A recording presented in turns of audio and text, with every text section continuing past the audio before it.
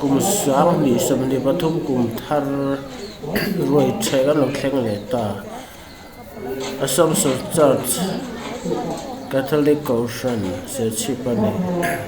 nimet cái Sunday ni vangin tu man rồi gan chạy lâu ni là nào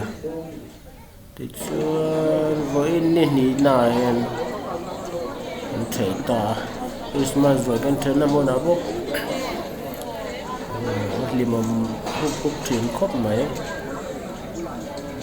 tàu hol ko ta ani a be gen no kan rồi thabo ko tam le riau ve với hiền vok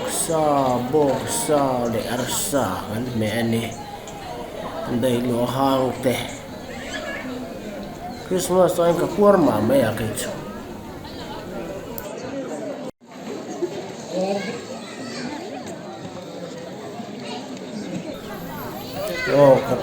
Catholic nu ho lam te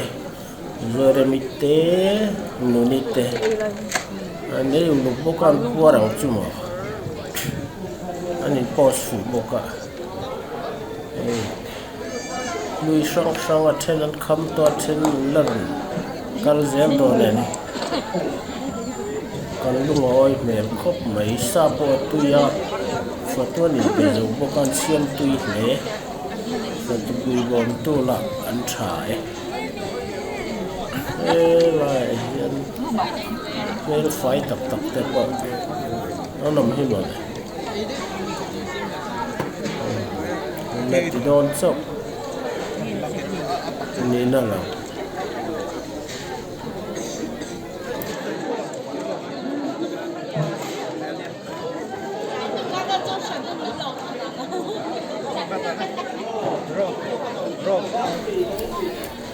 rồi thế nên gần đó để đóng ta kinh cho em mà kinh biếng anh chỉ thằng lại anh là tiêu về lệ ri lắm anh là tiêu về lệ con mấy thì hiện dispo khen cần mang lồng vào steel khen cái phần ta anh nó Phật lo manin pe dầu có các khen xin chút để sợ khóc mày Phật đi từ niệm tập có hay vắt mày sẽ xiêm tê tuyên tiếng nghe tiếng lòng tiếng ăn giọt qua là